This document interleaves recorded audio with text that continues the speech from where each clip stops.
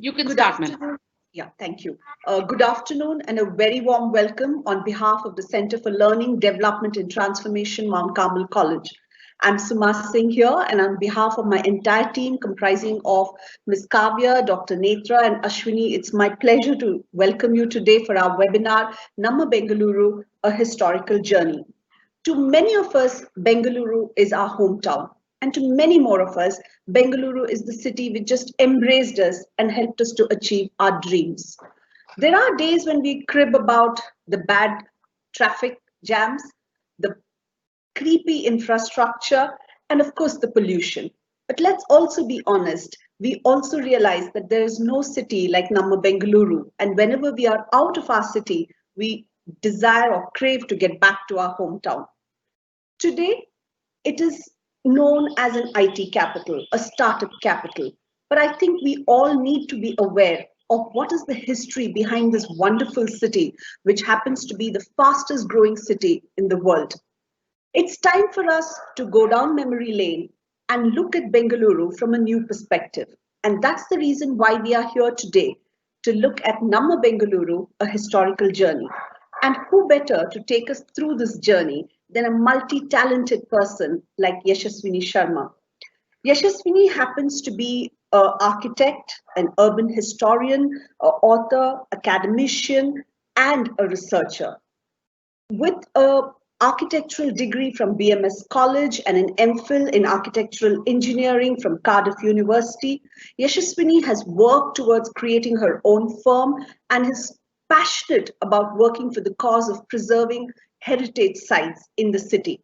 This was the reason why she started off Samrakshane, a Bono project where she's undertaking to conserve tangible heritage of Bengaluru.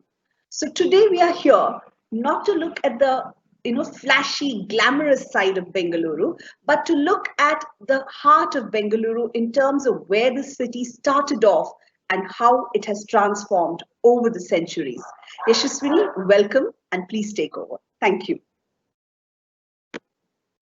Thank you very much, Suma, for that introduction. And well, I am an architect and I'm an historian, so whatever I say today is going to come from that perspective. I would like to thank CLDT, Mount Carmel College, for this opportunity. And I would like to start on the lecture now. So before we try and understand the settlement of Bengaluru, we need to look at the conditions that prompted the establishment or the founding of the settlement itself. And we need to look at what was happening in this region at that particular point of time. So some of the earliest evidences of settlement we find in structures such as the megalithic dolmens, which are found in Bannerghatta. There used to be some more in Kannur, which was dated to about 1000 to 300 BC. Only one of them remains now. So megaliths are from Iron Age. So we know that there was inhabitation in the region from that particular point of time, which is about 1500 BC to 500 BC. Along with that, we have found some microlithic tools, which are small size stone tools. And this was found in Jalahalli, and later studies by Professor Sheshadri have dated it to about 1000 BC. Other than that, interestingly, there were some rock engravings in the Gottigeri Betta Ridge as well as Dodda Kanneri Ridge. Unfortunately, these two don't exist anymore. They have been victims of real estate development of Bangalore city. So these are the figures that were found in Gottigeri Betta Ridge. And this is what was found in Dodda Kanneri by D.H. Gordon when he documented it. So this is dated to about 500 BC. Interestingly, you can see not just a random figure, but you can see a person leading a bull, a person riding a horse, or people dancing. So there was a group of people inhabiting the place at that particular point of time. Recently, I have also come across some defensive structures in Banerghatta. These are not dated as yet, but it's very interesting to see where they are and that it could be part of an earlier settlement. So to understand Bengaluru, we are now coming to the time when they were ruled by various dynasties, the Gangas, the Nalamba Pallavas, Cholas, Hoysalas, and Vijayanagara or Karnataka Empire. From about 5th century onwards, we have evidences of bigger settlements. And these evidences we find in tangible heritage sources called the inscription stones. And on these inscription stones, often we find a mention of the ruler, the period, and even the place. As such, we have 3 mentions of Bengaluru itself, starting from about 9th century. So what I have listed here are the place names which are mentioned in various inscriptions under various dynasties. Now, Nalamba Pallavas, they were related to Gangas as well. So, and then we have the Chola presence, which comes in from the time of Rajendra Chola, definitely. But Rajaraja Chola also occupied areas like Binnamangala. Then we have the Hoysala period where we see a number of tank bunds or lakes coming into being, a lot of endowments made to temples, similarly during Vijayanagara time. So if we have to, if we look at where these inscription stones are spread in the present boundaries of the city, this has been mapped by a group of volunteers called Inscription Stones of Bengaluru. This was started by Uday Kumar and Vinay Kumar. Now, if you look carefully, you have some red symbols and blue symbols and purple and green. Now, green are the ones where we have relocated the inscription. They are existing in good form. The question marks, of course, means that we haven't found it. We don't know whether it is missing. And when you see the red symbol with the skeleton, it means we have lost that inscription. So some have been pulverized and even used in construction. So these are the localities of Bengaluru which are mentioned in inscriptions, starting from Begur, which is probably the earliest mention in 6th century. And then you have Hebbala, you have Peenya, you have Bengaluru as well in the 9th century. Then you have mention of lakes or tank bunds. What this tells us is that these were deliberate settlements. There were tank bunds and lakes constructed, so there could be agriculture and a settlement could be sustained. This also tells us that there was a really good rainwater harvesting and management system in this particular landscape.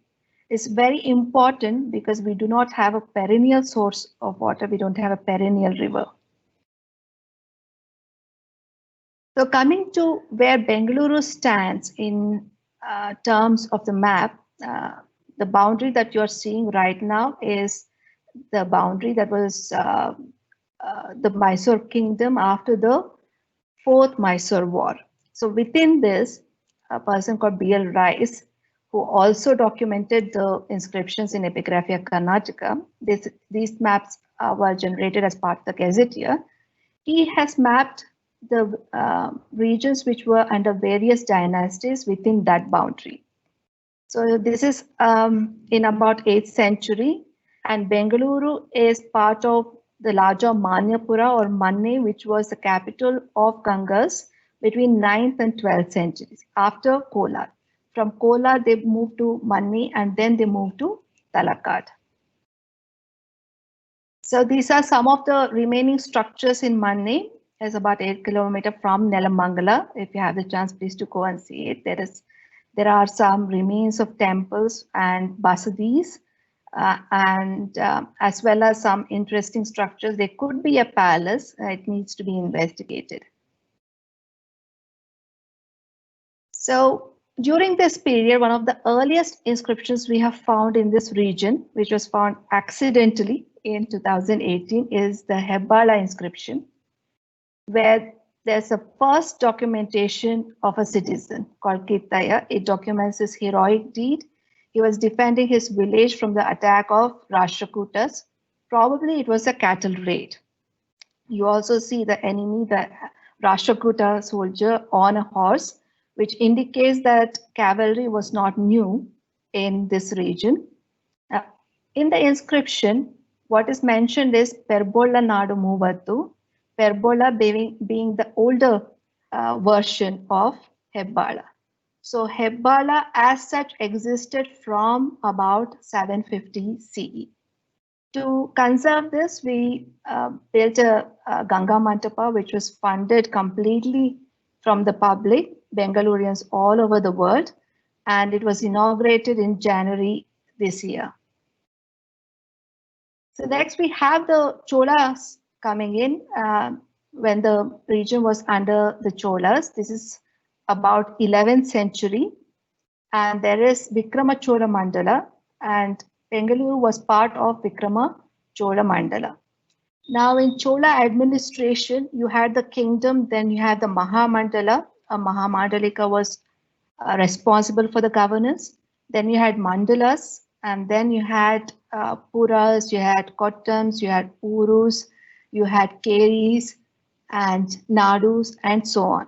This sort of administrative hierarchy did not change with the Hoysalas. They did not change anything. So the nadus remained, and there were Nada Prabhus, and we know that Kempegowda was a Nada Prabhu. So coming to about 17th century, this was how the region was governed by various people. You have Mysore Kingdom forming, you have Jagadev in Channapatna, and you have Kempegowda's territory, and Bengaluru is established now as a pete. But we know that Bengaluru itself existed from about 9th century. So what was founded then was the market town or the pete of Bengaluru. So this is what I'm talking about in terms of boundary. This is the boundary that Rice has traced to map out various dynasties ruling various regions. So the earliest mention of Bengaluru was found in this temple complex in front of the Kamateshwara temple at Begur. Right now the inscription has been secured by INTAC. This is the inscription that mentions Bengaluru. This is dated to the reign of Ganga King Rajamala Satyavaka, and this mentions the Battle of Bengaluru, in which Nagatara's Manayamaga passes away, Buttanashetty passes away. So in recording the heroic deed of Buttanashetty, we find the first mention of Bengaluru, which also means that the Uru should have existed for some point of time for it to be of considerable importance to be cited as a landmark within that inscription. Later, we have two other mentions, which is it's mentioned as Bengaluru in an inscription from 13th century from the Hoysala period. This was in Someshwara temple, Tavarekere. There's also a copper plate inscription from 1402, but that's a little disputed. It does mention Bengaluru. So there are at least 3 mentions of Bengaluru before 16th century, before what is called the establishment of Bengaluru city. So from 16th century onwards, we have various other patronages ruling over the region of the market town proper itself and the fort later on. So the first amongst them are, of course, the Padegars of Yelahanka. They ruled for about a century, and then the Bijapur army occupies it. In turn, is gifted to Shaji, who is a Maratha commander within the army. The Mughals occupy it for about 3 years, and then the warriors of Mysuru invested. They buy it actually. Chikdevaraja Vadiyar actually purchases it. Later, there is the governance. There is a governance by Hyder Ali and Tipu Sultan. And after the 4th Mysore War, it reverts back to Vadiyars, wherein cantonment is a city-state.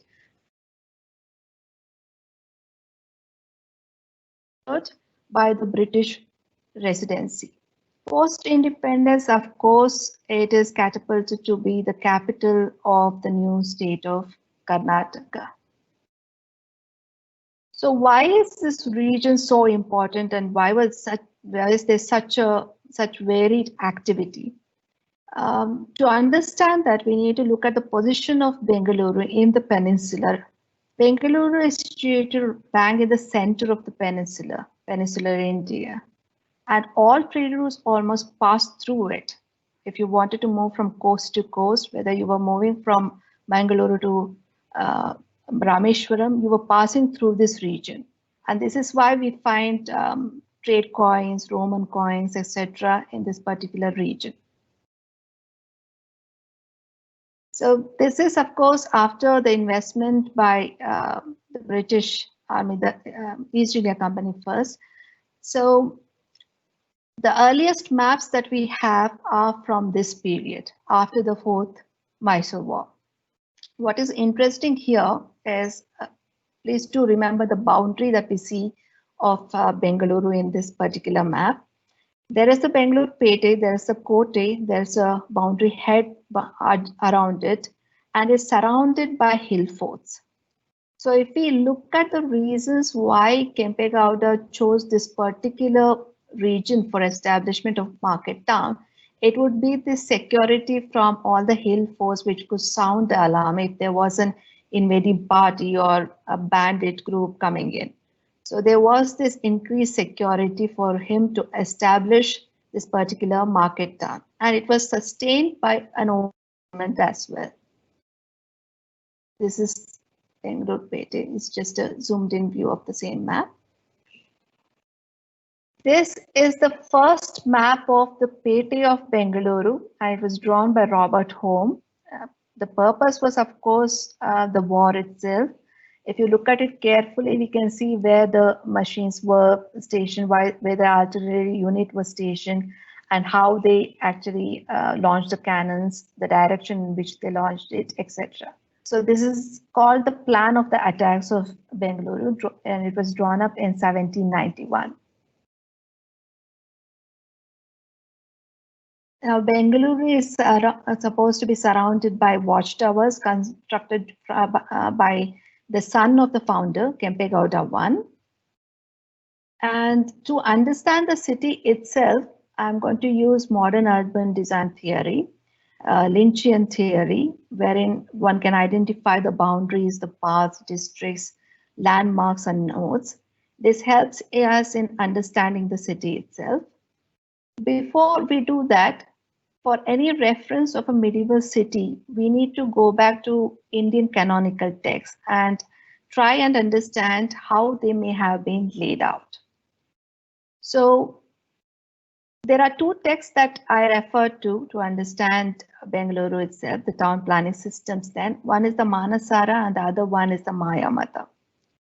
Bengaluru falls into a particular classification, the Nigama classification and the Pattana classification, except that it was not along the coast.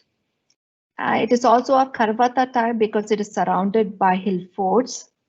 And if at all the fort was consistent, was established at the same time as the Pete, it would have been a Senamukha. But we do not know for sure whether there was an older fort at the time that the Palegars of Yelahanka were ruling it. So in this mandala, we see a central Brahmasthana, and we see an arrangement of trades and goods around the mandala. And you see the Vedi, you see number of gates, which is 8. And you also see number of sewage outlets which need to be given from the settlement. So keep in mind this particular mandala, because when you look at the Pete layout, you can find the exact goods in the space that is allocated in this particular mandala. For example, rice we find in the northwestern section of Pete, which is the Akki Pete, and you have Arale Pete as well, which corresponds to the placement which is there in this mandala. So this is the Pete as such, and we discussed what kind of what typology it may refer to in from Indian canonical texts. Now this is what is called a Kartari Dandaka plan, which means the main axis, the north-south and the east-west axis or paths, they intersect, they cross one another. So it's a cross-axial plan. The boundary of the Pete itself is elliptical in the ratio of 1:2. The number of gates is similar. It has got 8 gates and it has got various sub-districts which are mapped within this Pete, which is the Akki Pete, Arle Pete, etc. Each Pete is named after the commodity that was traded in that particular place. So the delineation is said to have happened in a similar manner as meditating upon oxen, the sun and the moon and tracing the boundary around. This is very similar to Etruscan traditions as well. Now this is how the Petes were arranged, and I have a table wherein you can see which particular caste or class was associated with which commodity, and that particular sub-district is also planned around a sacred place which is important for that particular community. So if you look at these various sub-districts, I'm not going to go into all the details. I'll give an example of 2 of the Petes, which is the Mutyala Pete, which has got Ranganatha Swami temple. Now, this was an area which was inhabited by Gauhars, Palwanders, and Brahmins. And the deity they worshipped was also assigned a temple within this particular Pete. Similarly, in Tigalara Pete, you have Dharmaraya Swami temple. Tigalas are horticulturists by profession, but they also service the waterways of the temple. So they were maintaining the lakes, they were maintaining the water supply, which is why they had that place of importance within the city, so much so that the city festival is after them. The Karaga is a festival which highlights the importance of the Tigala community to the city. So there we find the Dharmaraya Swami temple, because Tigalas call themselves Vanikula Kshatriyas, that they have come from Draupadi's clan, that they take birth from Draupadi's hair is what they say. So the festival of Karaga is also important because it traces the boundary of the city, as we'll see in a later slide. An account of the city during about 17th century is found in Shivabharat when Shivaji tries to lay siege to Bengaluru, and a description of Bengaluru is given, that it has massive fort gates, strong fort walls, and that within that there is a palace, and there are commercial streets, squares, fountains, and peacocks and pigeons are found here. So this lays to rest the theory that this was a mud fort, because they are talking about a strong fort wall and massive fort gates as well. So if we go back to that plan, what we can see is we have an outer fort wall and an inner fort wall, and we have a bound hedge or thorny bushes planted within that particular area. And you have gates at every point, massive fort gates at every point where there is where the gates are named, so like Yalhanka Gate or Balai Gate or Sungadakarte Gate. If you look at those gates carefully, you can see the gateways, you can see the bastion as well. You also see Kalyanis within the Pete. You also see lakes, the Dharmambudi and the Siddhikatte. Water supply was from the lake. Sampangi supplied the northeastern part, whereas Dharmambudi supplied the rest of the Pete.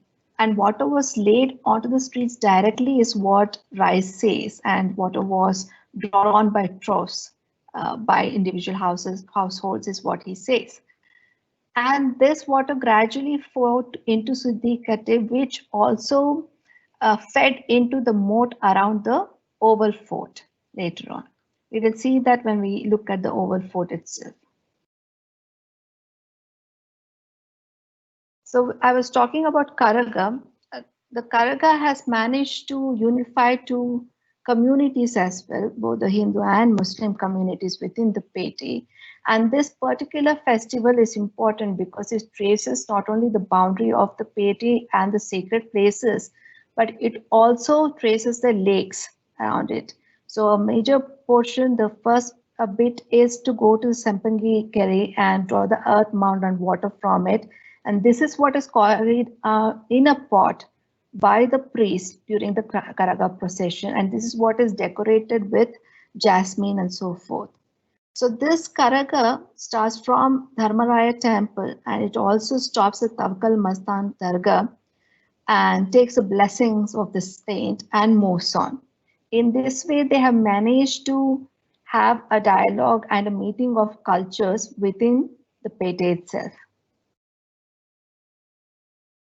Coming to later period when it is occupied by Mughal army between 1687 and 1690, that is when we see the first emergence of a masjid typology in the Pete. So Sangin Jama Masjid is the first masjid to have been built. This is in what is called Taramandala Pete, and probably that name was that name came up later on with the establishment of the artillery manufacture units over there by Tipu Sultan, because the Mysore rockets were being manufactured just next to the masjid. As such, it became the first target of attacks by the East India Company army when it laid siege to the Peti.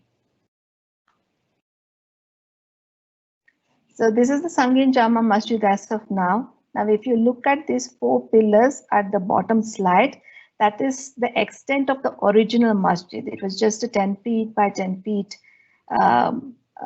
size building, which was put up in a hurry, I suppose, for the purpose of the invading Mughal soldiers. They had needed to have a place to pray, and that is how the masjid came up.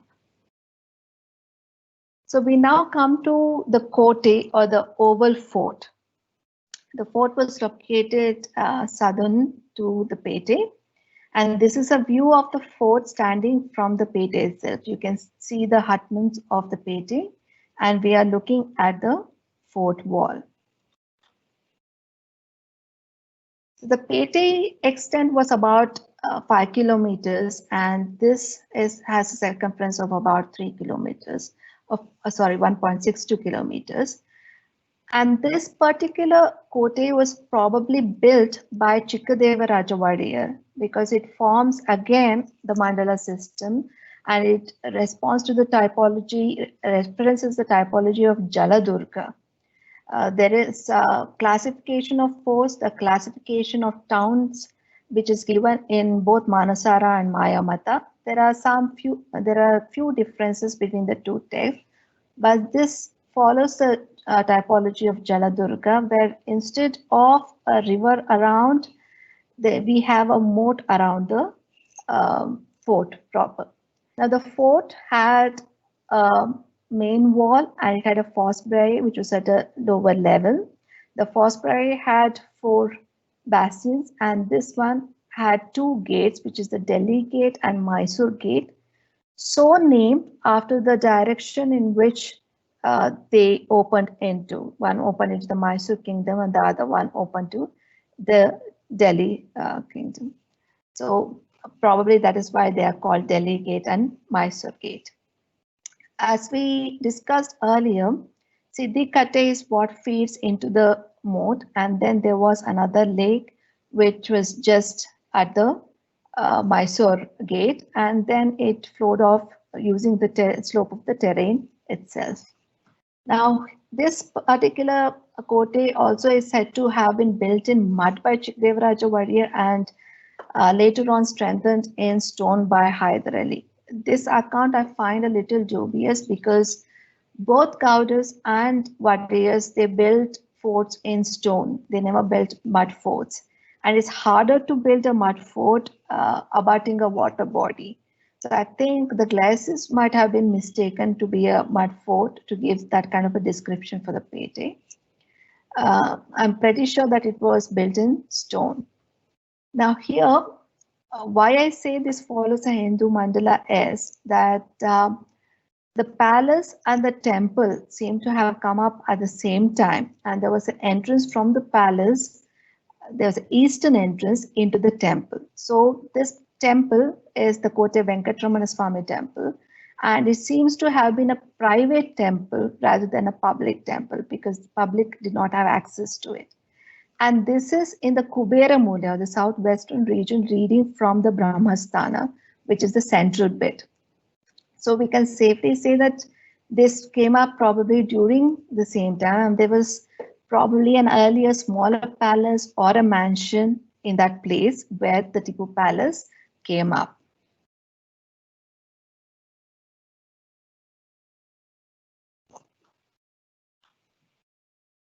So this is some of the photographs of the fort taken in 1850. You can still see the pete over here in the top right portion, and you can see the moat is still existing but not filled up. This is also another photograph. Here you see the moat. Now going forward, roads were forged through the fort, opening up the east-west and the north-south direction. And the north-south axial, the main axis of the pete continued into the fort and led to the growth of the city. So this is what remains of the Bangalore fort now. We just have a small portion of the Delhi gate which is existing, and Siddikatte has disappeared. The KR market, which was established, has come up in its place. So this is the portion of the Kote which is remaining, the portion of Delhi gate.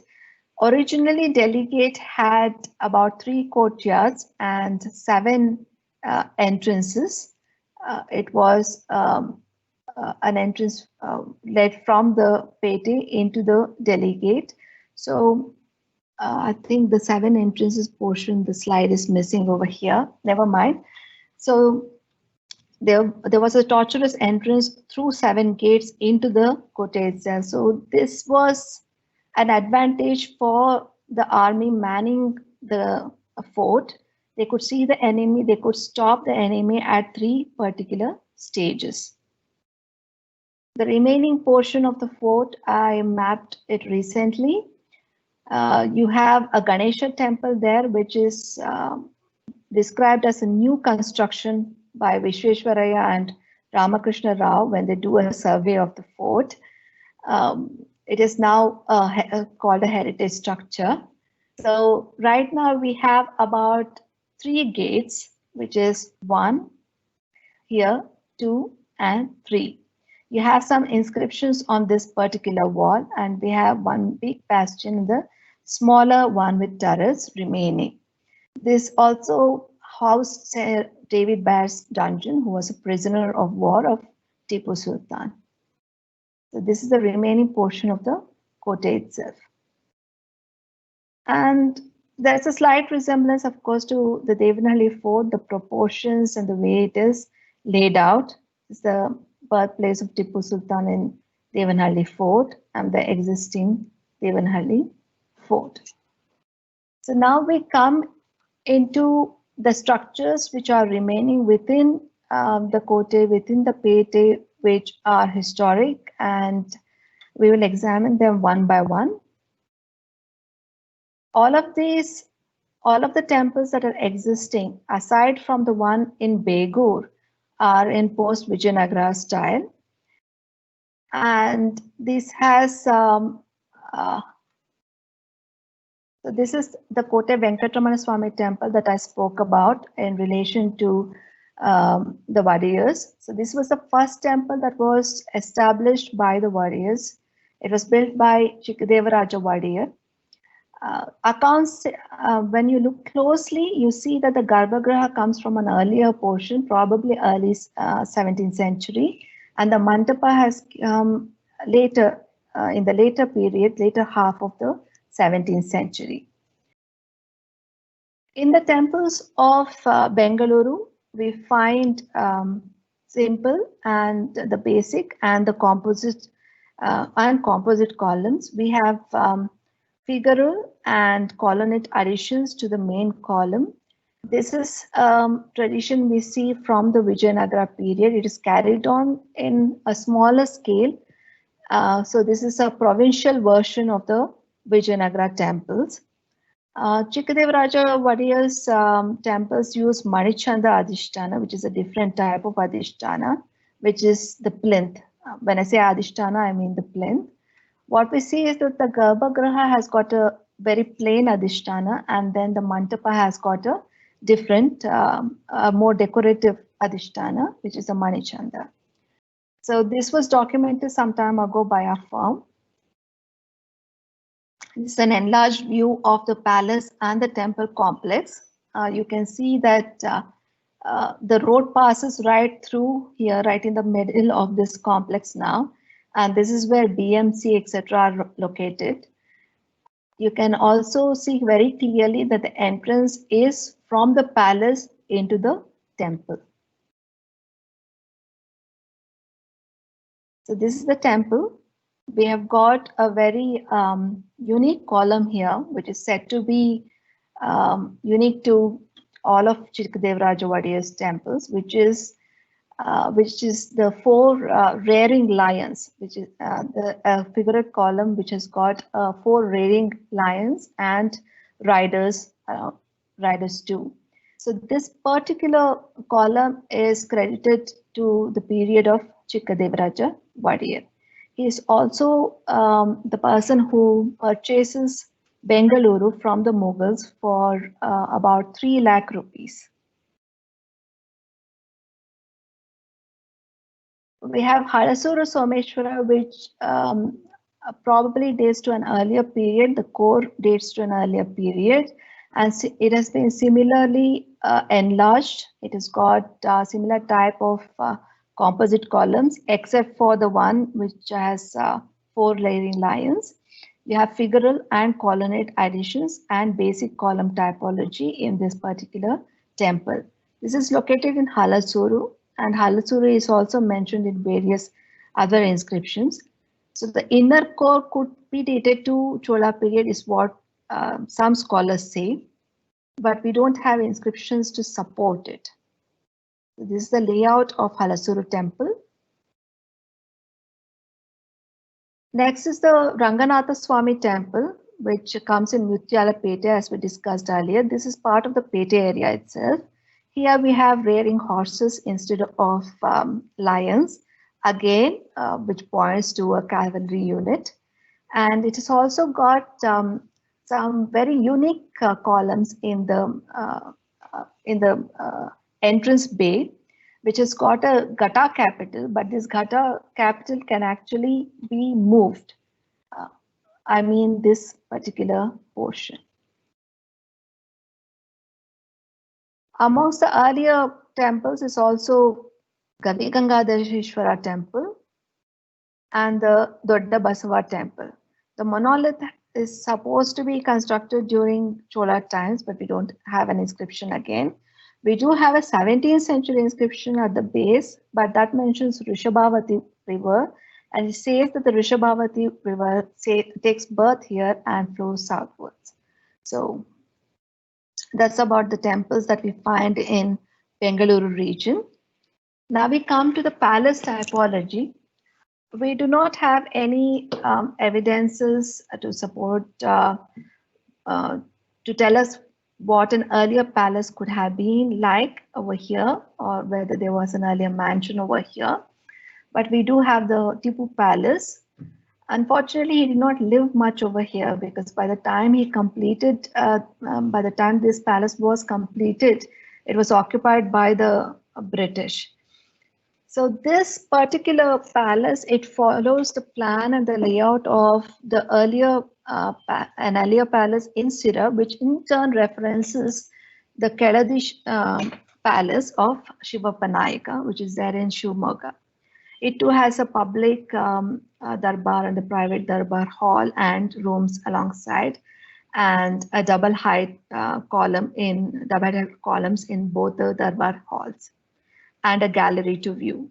So it follows the almost the exact layout, except that in Tipu Palace you have a Zenana portion as well. So this is the existing building. It had a similar extension on the other side as well, but we have lost that now. Amongst garden typology, of course, one of the first which is documented is the Cypress Garden of Hyder Ali and Tipu Sultan. It wasn't much in the days when the British came and occupied this particular fort, but it grew on to become a botanical garden during the reign of the Wadiyars. So this is some of the photographs, early 19th century photographs, and what it is now. And the extent of Mysore Kingdom, the Mysore Dominion after the Fourth Mysore War. So we come to the portion where the British have invested Bengaluru, and they have also shifted from Srirangapatna to Bangalore after some time, after the Fourth Mysore War of 1799. This is the time when the cantonment is laid out. So the cantonment is laid out with the parade ground as the core, and the axis is east-west, Pinnamangala to Residency, and tanneries to Agram, north-south. So this is where the station is formed. The civil and military station comes centralized around the parade ground itself. This was a separate municipal corporation, the Civil and Military Corporation, which was established in 1863. This is the cantonment area. And you can see a clear east-west axis and the north-south axis. The east-west axis, what is called MG Road now, used to be the Southern Parade Road. So these were the roads surrounding the parade ground itself. A little clearer map where you can see the parade ground as a central core around which the cantonment came up. Now, Cubbon Park came up as sort of a buffer between the cantonment and the Pete and the Kote area. Now, this also points out to a little bit of an apartheid nature over here. And people who had to go into cantonment to do various service work had to actually buy a ticket at a toll booth where the present town hall stands, and go to the cantonment and come back by evening fall. So that was the condition back then. Now here we see that the Maharaja's palace is coming up. This would be the time when Chamaraja Wadiyar has ascended the throne, and the palace is specially built for the education purpose of Chamaraja Wadiyar. So one more map detailing Cantonment Bazaar and the Pete. Now this particular map is quite useful in it that it shows all the water bodies, the major water bodies, the tank burns and the carries which existed, as well as the feeder system. Here you see the Sankey tank, you see Sankey tank feeding into Chakra and Kerry, that feeding into Dharmambudi. You also see the network right up to Halsur Lake, you see Sampangi tank and all the major lake bunds which existed back then. Though this is dated as a 1935 map in British Library Archives, I think it is a little earlier map because you don't see Malleshwaram and Baswangudi extensions in this particular layout. So the types of buildings that you find in the cantonment are military, administrative, public, religious, and civic buildings. Religious, of course, churches. So now instead of the temples and palaces and forts that you have been seeing during from the Paligas up until the time that of Tipu Sultan, we start seeing barracks and public offices, residences, theaters, and the other typology emerging. And interestingly, this was also the period when we saw the emergence of and development of the colonial bungalow vocabulary. And after rendition, which is for a brief period of time, British Residency was administrating Mysore, and it came back to the Wadiyars after rendition, after 1881. So post that period, lots of towns were established. The Cleveland town, which was called a Little England in Bengaluru, Richmond town, Benson town, and so on. Blackpalli, which is now called Shivaji Nagar, Halsur was also expanded. The original name of Halasuru is actually Palasuru in inscriptions. Further, it was the areas were divided into Fraser Town, Cox Town, Richard Town, and so on. You have Langford Town, Austin Town, Murphy Town, and Whitefield also coming up after 1920.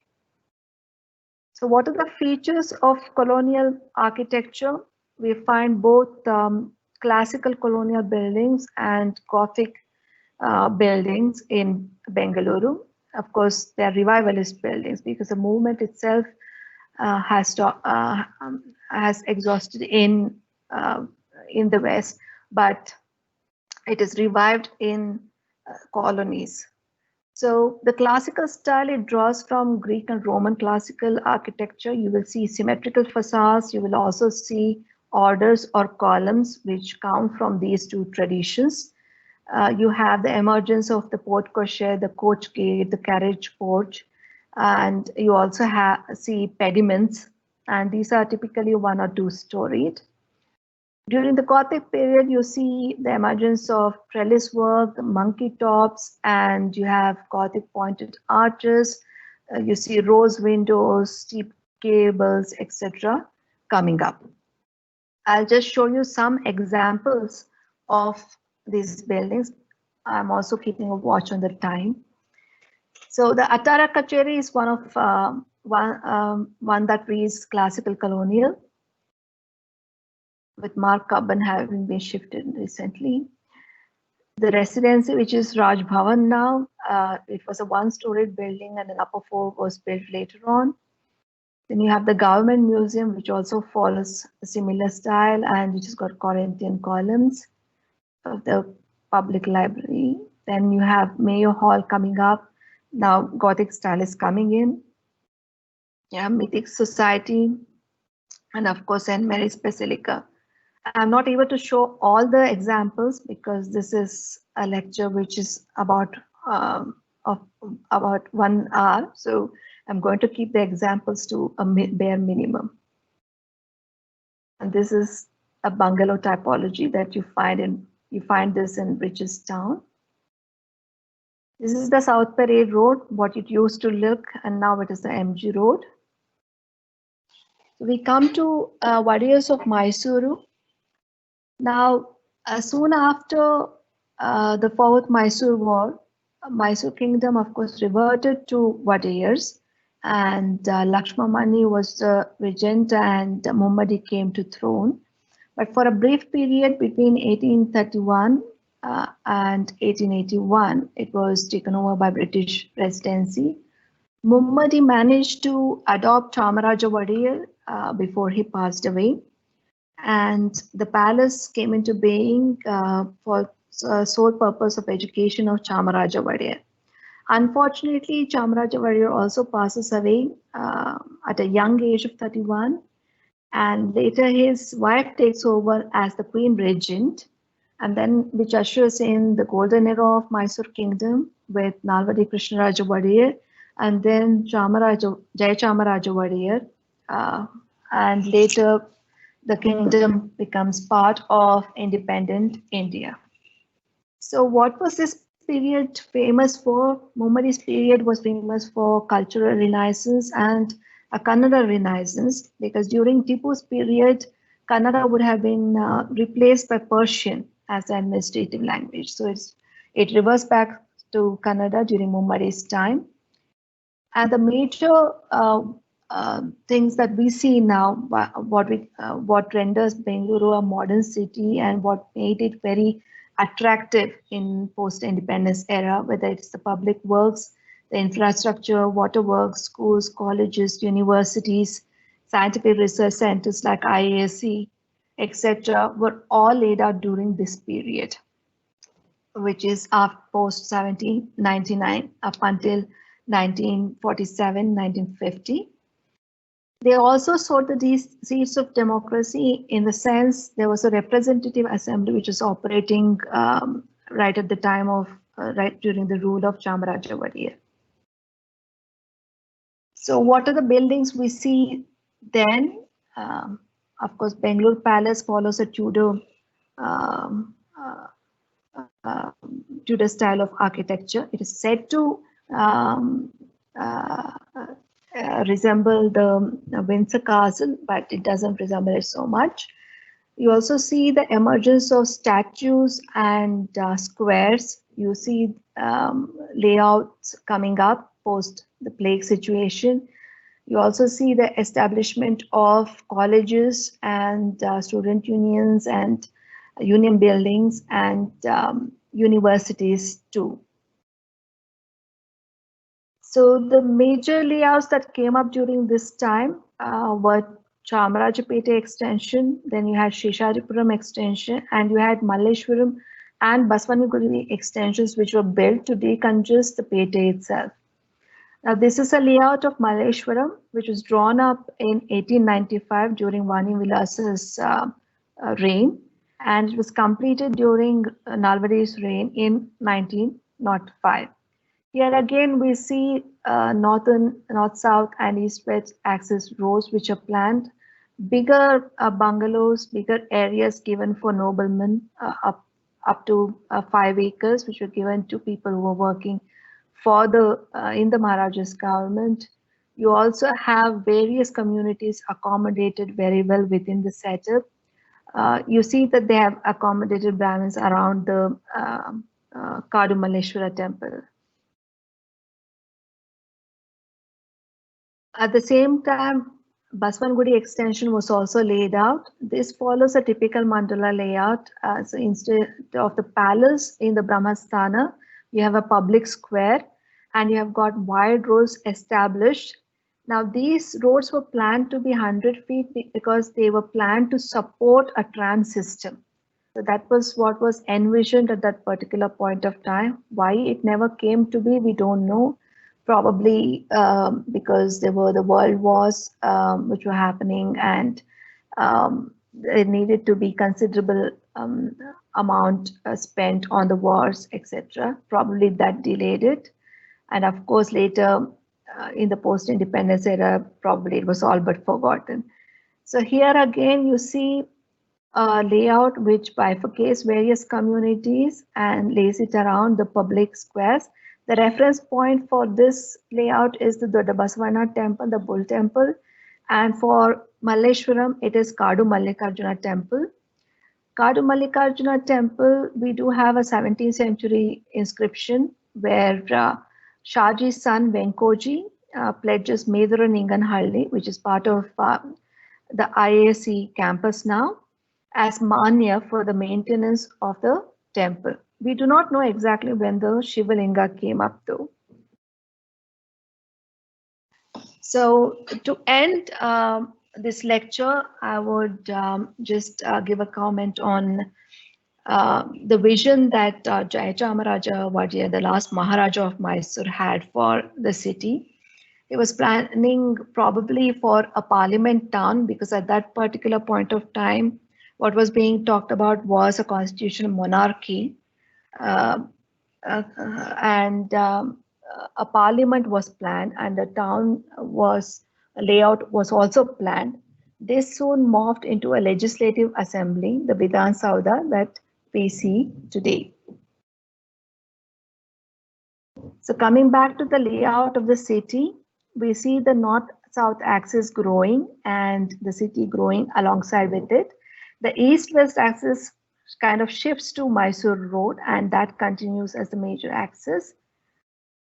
And this sort of binds the whole city. If you look at the north-south axis, the city is still growing with that as a reference.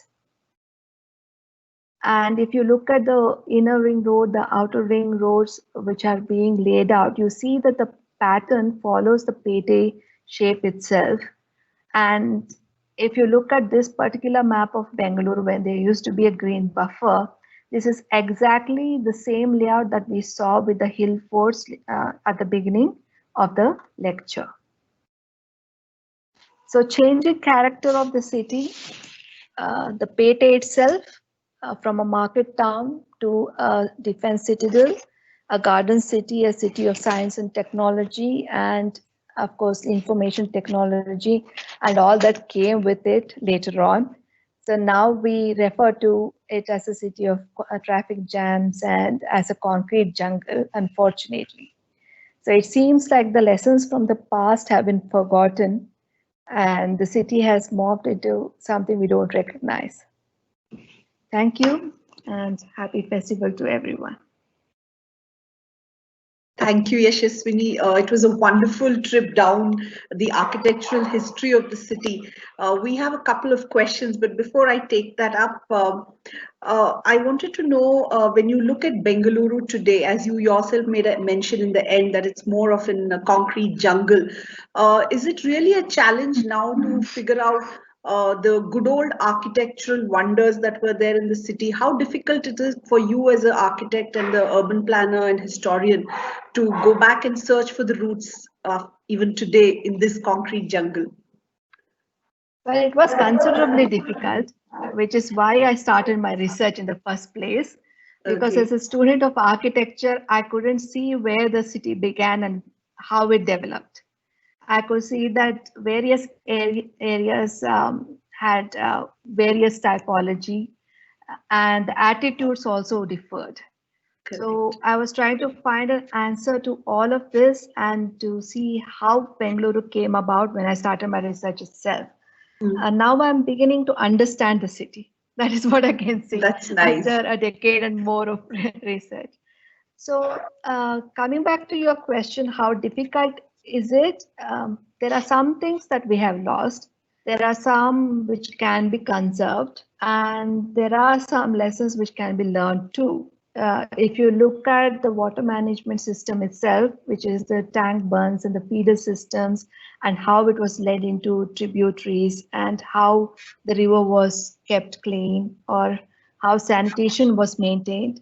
So these things are, of course, lessons, because once the Hesarghatta Lake and the Chamarajasagar reservoir were built during Vadiya time, of course, post-plague, the attitude was that Kalyanis and wells should be filled up and water should come from the river. It is the very reverse of the attitude we find in medieval kingdoms, which is to use freshwater resource, and only the sanitation after filtration was led off into a river.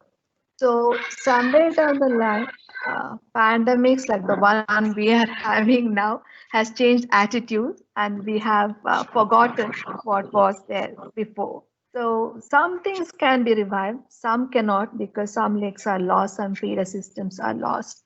So in every bit that we went through, some can be conserved, some are lost permanently. That's very sad, but hopefully there are more people committed to the cause like you. Yashaswini, there's a question about what about Anthony Smith's and Glenner's typology? Well, I haven't really researched that, so I haven't covered it in this particular lecture. Probably I'll do it in a later lecture. Okay.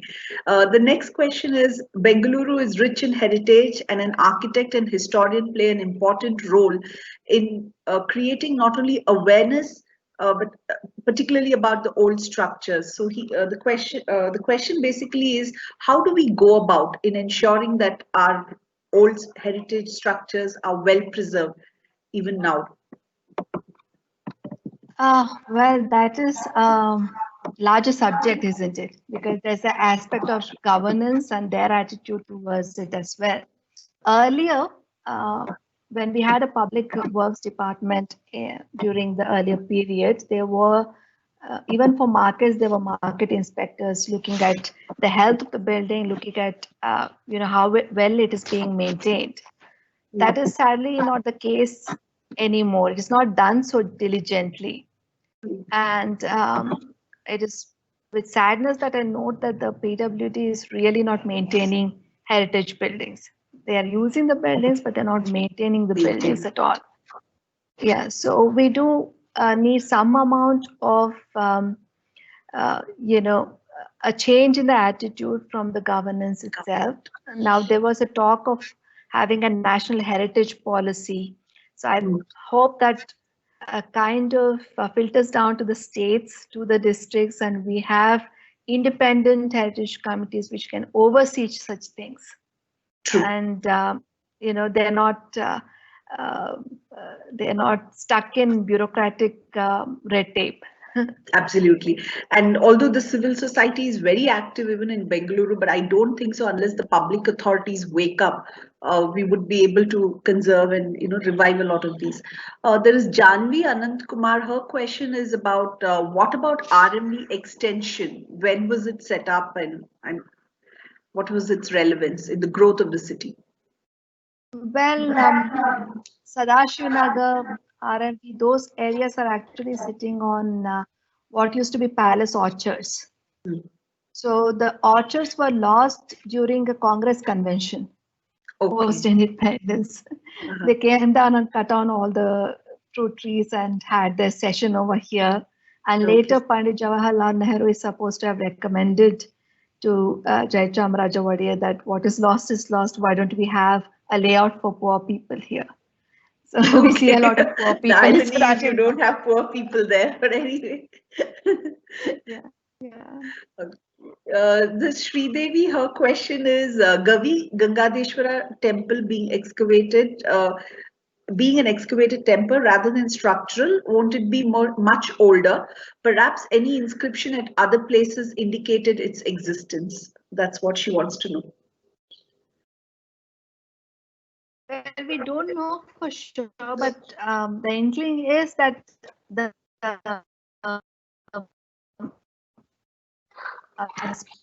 space was from a much earlier period. We do feel from point of view. Probably used to map solstice. It was probably used to keep time. So it may have had many other uses other than a sacred use. So there is, of course, a rumor of, one of the tunnels leading out and joining the Kempamadevi Kere, and later on, nobody has actually explored it that much. So the later columns that we see may be from later period, but the inner core may be of an earlier period is what I feel. Some people date it to Chola period, but we cannot say with authenticity exactly when it was built and who built it. It is a cave temple, it's not structural. So yes, it's a very interesting typology. Yes. Okay. Yashaswini, do we find any Maratha influence in terms of architecture in the city? Because they were here for a long time. Maratha influence as such we cannot find. We can find a description of the city during Maratha times in Shiv Bharat, the one that I referred to during the lecture. So they do mention fountains and squares which may have been there from earlier time as well, because the Gaudas of Yelahanka, the Palidas, they rule only for about 100 years in the Pete. So there's a description of the palace of Shaji, the palace of Venkoji later on. So they say it's a beautiful building and it is colorful and a Champu Kavya is recited there, etc. They say that the palace was within that fort. So we aren't sure how it was because they don't describe it architecturally, so to speak. They just say it is fantastic, it is grand, etc. Actually, Yashaswini, there's been so much of a focus on Mysore as the cultural capital, and there's a lot of emphasis on that. So, is that also a reason why the focus has not been on Bangalore and in terms of preserving its or maintaining its good old heritage architecture? Well, Bangalore belonged to many patronages. There were many patrons over here. Whereas Mysore had consistently the warriors, And so it has managed to maintain a particular architectural language. Of course, it was a seat of power. Bengaluru was not the seat of power, but it was not neglected. In the sense, Nalvadi develops it as an education capital, a center of science and technology, the foundation of which is laid during his mother's time as Queen Regent. And hospitals are built, and there is plague care of that, makeshift hospitals. They have commissioners assigned. So there are things that are happening, perhaps not as much as Mysore, because that is where the rulers were. So that is where the nobility was, and that is the reference. That was the capital of the kingdom itself. So Bengaluru gains prominence as a capital in post-independence era. Probably that was also to take away the attention from Mysore and Wadiyars, because they were stationed there. There, absolutely. Yeah. It is a multicultural city. I mean, I think that's something which you kept referring to in your presentation. Yeah. You spoke about the mosque coming up in the Pete at one point during Tipu's time, and of course the church which came along with the Britishers. But which was the first church which came about in Bangalore? Well, St. Mary's is established in the order, and the basilica is incorporated in about 1882, I think. Achha. And there's also the St. Mark's, which comes up. I think that is perhaps the oldest. You also have the East Parade Church, which forms one end of the east-west axis. So these are all the older churches. If they had built something earlier, which is the Wesleyan Church, which came up at the Pete itself, that is missing now. That is no longer there. There was a Wesleyan school which was there where Bangalore Palace exists now, because that particular land was bought by the Wadiyars. It was bought from the king's money. So his private income. So his palace was built there. There was an older school run by Reverend Garrett in that area. Okay. There is a question now. Did Bangalore have any connection to the Great Trigonometrical Survey? Yes, of course. Okay. I have no clue Who what is that asking is. that question? It's anonymous, so I'm not really sure. So maybe you should just enlighten us as to what this trigonometrical survey is, because I'm clueless about this. So, Great Trigonometrical Survey is what happens throughout India, and it's done by Lambton. And that during the course of that survey is how they established altitudes and come up with a proper map of India.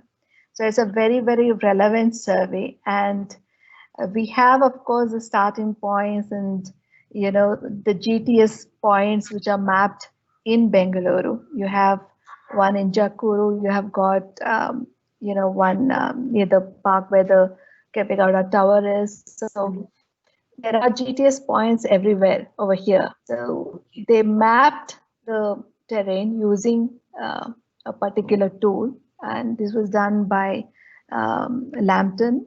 So GTS does have relevance to Bengaluru. Okay. Yashaswini, there's Deepak who has asked a question. There's so much history to Bengaluru. Is this part of any academics in primary or high school history? And if not, shouldn't it be? I completely agree with that. I've been asking for a change in syllabus for a long time. One has to understand that this region is very special because it's always been multicultural. It's not something that has come up just in a post-independence era. It has always been like that. Even in terms of inscriptions, you have Kannada inscriptions, you have Telugu inscriptions, you have Tamil inscription, you have got one Urdu inscription, you have got, inscriptions in various languages as well. So it means that there were people speaking various languages, there were various communities existing here from a long time. And the history of Bengaluru goes back to Iron Age as we know it. And we don't study it in our textbooks either in school, colleges, not even in architectural colleges, unless you take it up as part of your thesis or you have some project in the urban design studio. So yes, it should be part of the syllabus. I completely agree with that. Yashaswini, Netra has a question for you. Ma'am, in your experience, how popular is adaptation of old architectural design into newer structures today in terms of materials used and design? Well, adaptive reuse is something that has been employed in many heritage buildings. You will see Benjamin Louis Rice's house itself being used as a boutique shop as well as a restaurant. It's called Raintree now. Raintree. So, yeah, so he's the man who wrote Epigraphia Carnatica and the Mysore Gazetteer. He was also the son-in-law of Reverend Garrett. So, okay, that's interesting. So that building has been used, and Velu Mansion, which was the summer residence of the Yuvaraj of Mysore, that also has been used as a museum now by the NGMA. Yes. So when you have an adaptive reuse for a building, it increases its longevity as well. And it also gives added value to whatever you are planning in that particular building. So we are also trying to do adaptive reuse and restoration project. I'm not going to talk about it now, but there's another one plan. So there are pockets. There was the RBANMS building which was restored and put to adaptive reuse by Soumitra Ghosh and his firm. So there are many buildings like that which have been used. Now, why do we need to preserve these buildings? Because it's not just the construction technique, the architectural style, an intangible heritage association. It's of cultural importance. There's a lot of material history. So all of these things cannot be replicated to its original state because we don't have the same sort of materials now. True. What used to be available earlier. Even now, if we try and do a lime mortar mix, I cannot reproduce what is stated in Brihad Samhita. You know, correct. Each region has a variance. So, of course, there's a lot to learn, and I think heritage buildings should be preserved because they also give us our identity, where we come from, how the city has changed, you know, what kind of architectural style was prevalent. All of this information comes from the buildings and the city. So unless we preserve it, we lose a part of our identity as well. Absolutely. Mangala has a question for you, Yashaswini. She says, when so much historicity is connected with Bengaluru, what steps should be taken by the government to project its tourism potential, especially in the market area? In the market area alone? Yeah. Okay. So tourism is a double-edged sword. Yes, sometimes it helps, sometimes it doesn't. What is really needed is, even for the government to act, it acts when there is active citizen groups asking for it. Bangalore is very lucky in it. You have citizen groups like Inscription Stones of Bangalore, you have Heritage Beku, you have smaller architecture firms like mine, Mason Singh, etc., which are striving to protect these buildings. INTAC also has done considerable amount of work in that direction.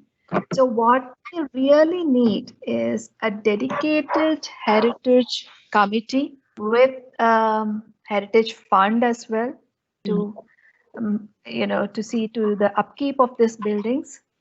And we need independent voices there. Most important. True. Yeah, in the sense in Mysore we do have heritage committees, but there are 3 now. Oh, okay. The latest one is replete with bureaucrats and people who are working for the government, who are in government service. But we need more independent voices too. So is that the way, Yashaswini, how the European countries have managed to preserve a lot of their, because of these active involvement of independent bodies and committees? Yes, if you look at UK, there is a heritage fund which draws from the national lottery. Okay. And groups or organizations can apply to the fund if they need upkeep. So there's evaluation and then they are preserved. Now this enhances the value for the city as well. It Absolutely. enhances the value for the surrounding, for the place itself. People are not able to see it, you know. So there is an adage called old is gold. It is really true. So we really need to preserve that. Market area is very interesting. The market came up, of course, on Sidikate area. The older building has beautiful architectural features. It is also the place where the Pete flows into the Kote. True. And there's a corridor over there. And that particular corridor needs to be rejuvenated. Okay. I hope they do it. Yashaswini, Sridevi has a question for you. How many of these buildings have gone through C14 dating? If not, is it possible to get the system now? Get through the system now? C14 dating. What is the purpose actually? We do have dates for the buildings. Okay. So I don't know what exactly she wants to convey, because some of the buildings, you do have documents when it was constructed, when the material was used, etc. So really what are we looking at is okay. Yashaswini, explain the question. Okay, Sneha, who heads our travel and tourism department, she has a question for you. There are so many heritage sites in ruins near the market area which is neglected, like the armory of Tipu Sultan. Is there any special body to look into such issues? Well, there isn't a body appointed by the government to look at the issues, but Intact did look at it, and they did ask for restoration of Tipu Armory. And so that was something that was covered for quite some time. Right now, they're restoring the Fort High School. So Tipu Armory might be the next one to be restored. I don't know. But of course, there are organizations which are looking into it. They are not government organizations. They are NGOs and voluntary groups. They're citizen groups. Yeah. Janvi, I think it's an extension of Sridevi's question. Is it possible to get these buildings potassium argon dated instead of C14 dated? Again, I want to know why they want to do the date. If it is to find the date of the building, we already have it. Correct. True. So I hope you what answered are you trying to question. do? Yeah. Okay, my colleague Sunanda has a question for you.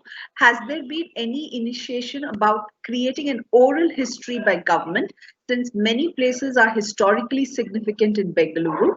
And how else can we preserve or pass on our Bengaluru's rich history to the next generation? The government doesn't have a dedicated heritage committee or a heritage body. So they haven't done that. But there are other individuals who have done that. Like I personally know Ishita Shah, who was UNESCO chair. She was managing, she was teaching at Shrishti. So I know that she did record some oral histories. There are students from Shrishti also who have gone around, documenting oral history. There was one particular effort, I think, by Kamya's firm, where they recorded oral history of people in Malleshwaram, and they played it as stories in a phone booth.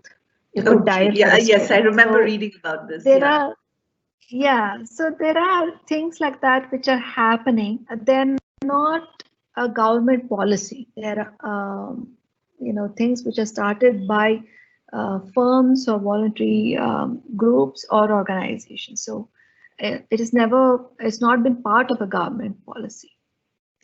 So Yashaswini, thank you. For me, I think I just realized the rich multicultural history of my city. It is truly a melting pot in every sense in terms of the way it has evolved over centuries. And as you said, the need is for all the stakeholders to come together, because this city is not just about the traffic jams, not just about the pubs or IT. There is so much more, what you would say, depth into the city, which we need to be aware of. I hope people like you who are so passionate and working for the cause of the city get larger audience to reach out to. And of course, most important, the public authorities hear you out. Thank you for being with us today. It was such a wonderful session personally, and I'm sure the participants must have enjoyed themselves.